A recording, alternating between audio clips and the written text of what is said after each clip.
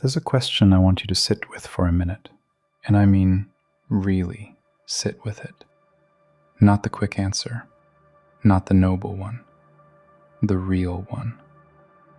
If your entire life fell apart tomorrow morning, what would you actually lose? And I don't mean that in some abstract way, not your future or your potential or whatever vague thing people throw around when they're trying to sound deep. I mean the real list.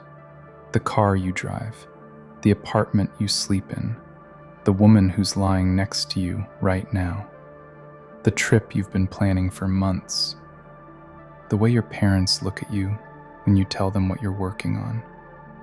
Because here's the thing nobody really tells you when you're a young man trying to figure out why the discipline isn't sticking, why the motivation never lasts more than a few weeks.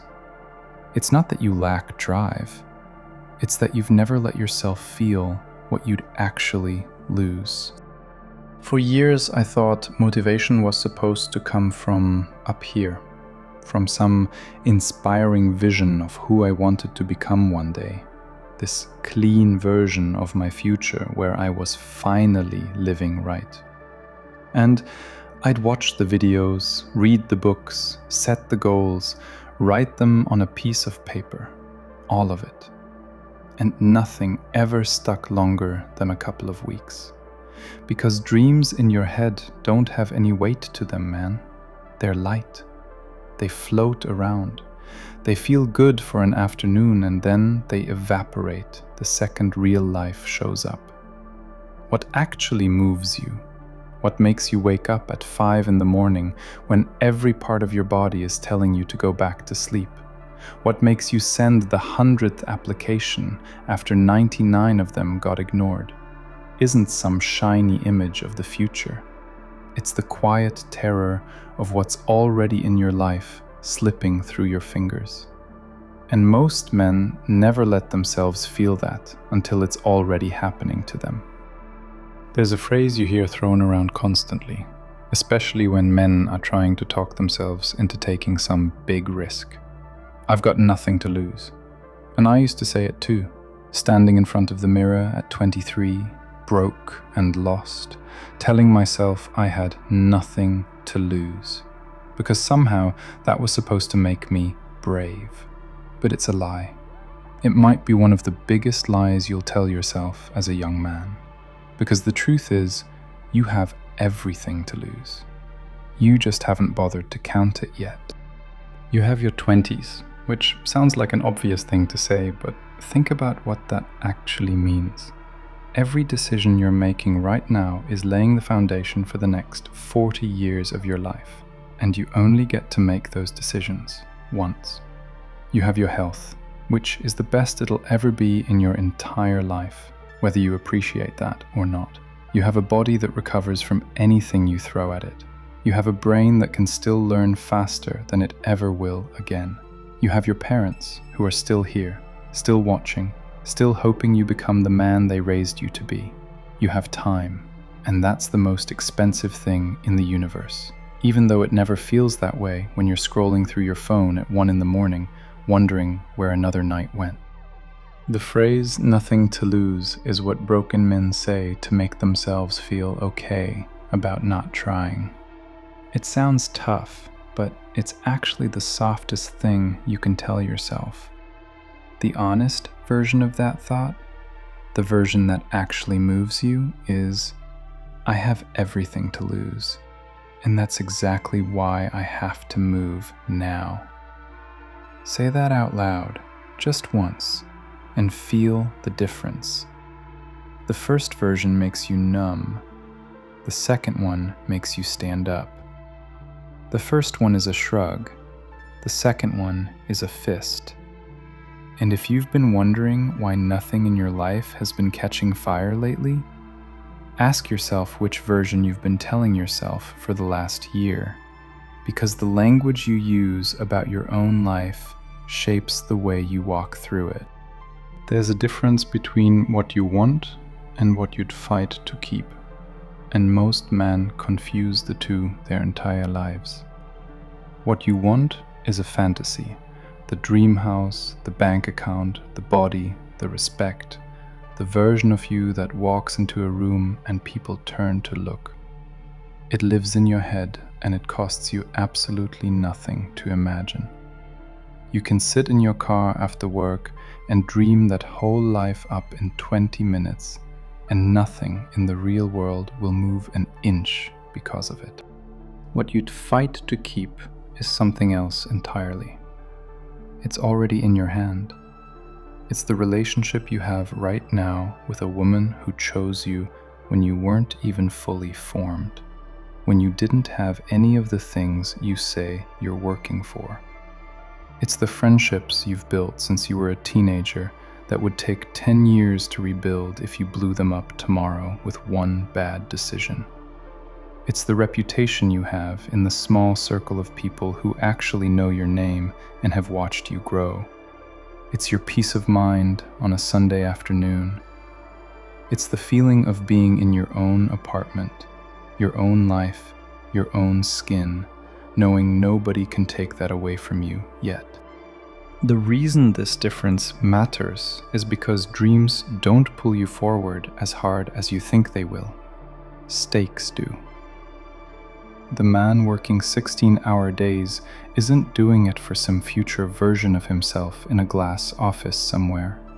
He's doing it because his daughter expects dinner on the table tonight, and his wife is watching him handle pressure or fold under it. He's doing it because there's something specific in his life that he refuses to let go of.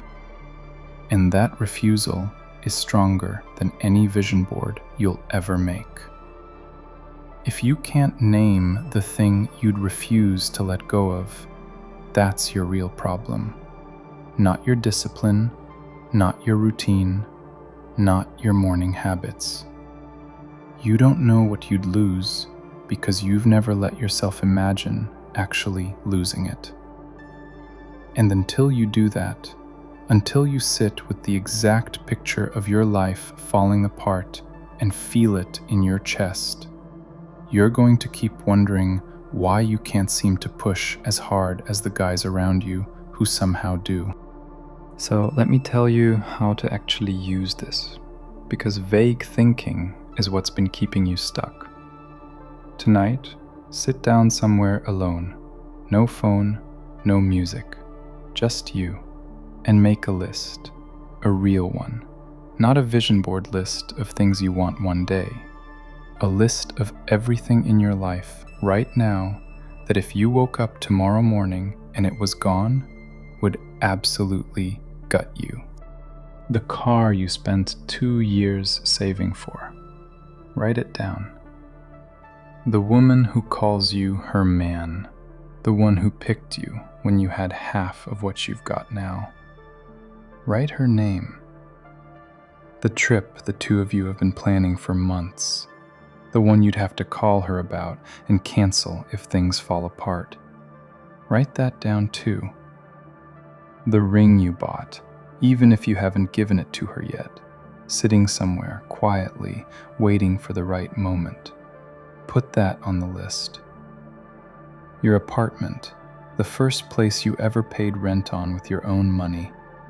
The gym membership you finally started using. The respect of the friend who looks at you like you've got it together, even on the days you don't. Your parents being able to tell their friends what their son is up to without their voice getting quiet. Write all of it. And then look at the list. And feel it. Don't just scan it like a grocery list. Sit with each thing for a moment and imagine the exact second you'd have to let it go. Imagine the phone call. Imagine the conversation with the person you love most, the one where you have to tell her the trip isn't happening. Imagine the look on her face. Imagine taking the ring back, or never giving it. Imagine the day you'd have to sell the car. Imagine telling your parents something didn't work out and watching them try to act like it's fine. Because that feeling right there in your chest, the one you're feeling right now if you're actually doing this exercise, that's worth more than every motivation video you'll ever watch in your life. That's the thing that's going to make you open the laptop tomorrow morning when you're tired. That's the thing that's going to make you take the recruiter's call even when you don't feel like it. That's what moves men. Not dreams, stakes. The dreams are nice. The stakes are what actually save you. You don't need more motivation. You don't need a better morning routine. You don't need another book about discipline. What you need is to stop pretending you have nothing to lose, because that lie has been letting you off the hook for too long. You have everything to lose. Your woman, your time, your health, your 20s, which are quietly running out one weekend at a time. Your shot at the life you've been imagining since you were a kid, the version of you your father wanted to see become real. And the only reason you're not moving as hard as you could be is because you've never sat down and made yourself feel what's already in your hand. The men who pull themselves out of bad situations don't do it because they finally found the magic mindset somewhere. They do it because they finally saw, clearly, what was about to slip away, and something inside them refused. That refusal is where everything starts. Until you find yours, nothing else is going to stick. If any of this landed somewhere real, do me one favor and hit subscribe. I make videos about the stuff men don't usually say out loud, the things I had to figure out the hard way in my 20s. There are more on this channel like this one. Go find one and watch it. And if there's something in your life you've been quietly avoiding looking at, something you'd be devastated to lose, tonight's probably the night to sit down with it.